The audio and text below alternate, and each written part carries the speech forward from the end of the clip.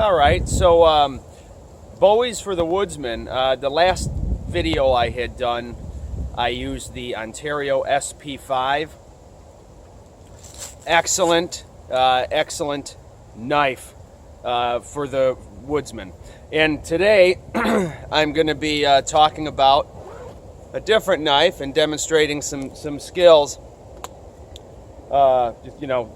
Things we can do with large knives. This is the Linder, all right, Crocodile hunter, handmade in Solingen, Germany. Great knife here. This is a great knife. 1060.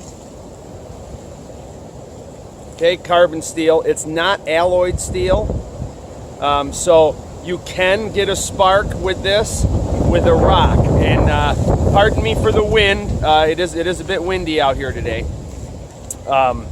So if it's messing up any of the quality of the video, I will talk to the sound engineer, and we'll get that fixed. So, anyways, but I have gotten alloyed steels to spark with a rock before, A2 and 3V. This is not alloyed, and alloyed tends you can much more readily get a good spark. Being hand forged lends us a different quality as well, and that quality is a finer, better grain structure. So we have a knife that is much tougher. Now these are RC'd, I want to say in the mid to upper 50s. So you get a real good tough steel, and I notice these knives take a wicked edge. I don't know if you can see any of that, but I don't even feel the blade touching my skin, and I'm shaving off, parts of my arm and arm hair. And this knife will, the edge will go, and you can bring it right back to that, within a second or two. So this is another good feature, and it's the same as the feature I showed with the last knife, the Ontario, is this ability to take a good edge, out in the field. Basically, the proverbial river rock can sharpen your knife. These are good qualities. So here I have it's just a good piece of maple right here, and now it might not be the straightest, but just to show you, maybe if you were taking something to this degree, to do a ridge pole, something for camp cooking, and we'll use some of the existing sticks to use other camp implements.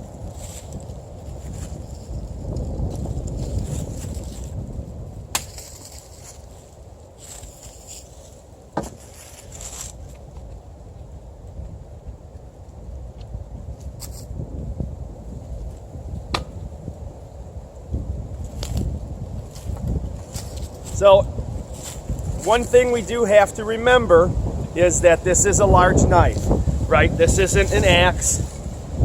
This isn't a hatchet. So using it still in the scope of a knife, and that's where I feel many people get some of this wrong, is that they think that because you have a larger knife, that you can, use it to chop like a tool primarily used for chopping.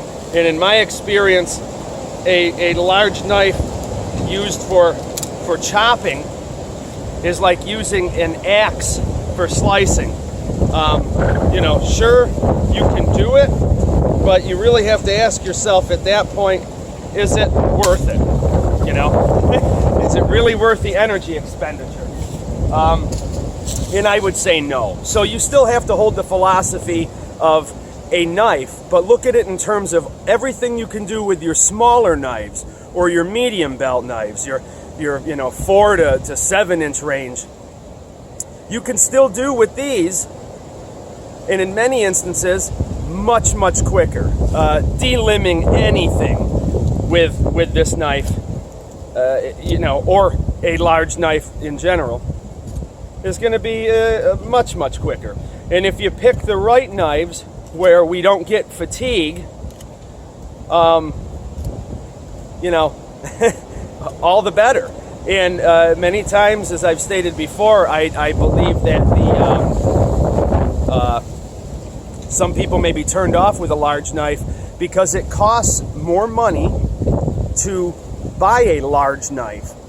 So people's introductory knives tend to be usually knives with subpar, grinds, subpar balance, and in many instances, I wouldn't even call the knives balanced.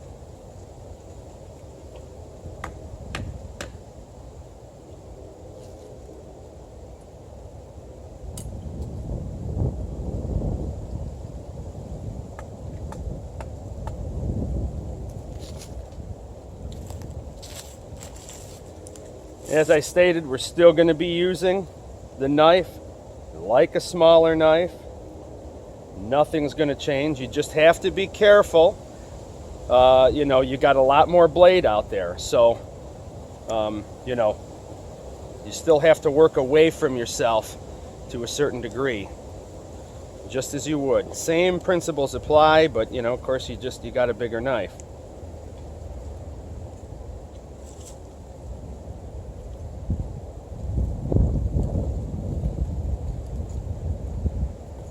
So we can still do, and because the Bowie knife, we've got that nice tip like that, we can really get into some things here. So, we're seeing here that we're able to do some carving, right? We're able to do some things that, for what it is, we're not talking about being able to sit here and, carve netting needles and these types of things. You're not really going to have to do that in the field. And if you do, it's nothing you're going to have to ever do in a hurry. Matter of fact, really none of this stuff should be done in a hurry. That's not really a good thing to be doing in the woods. You should be far more calculated. Other than emergencies, if you only give yourself 20 minutes to get your fire going before dark, you messed up somewhere else. It's not in your skills, it's not in your tool really at that point. You're doing things unnecessary. You're making things unnecessarily complicated for yourself. So, okay, we'll just put a single notch there, sort of in that little pot hanger notch.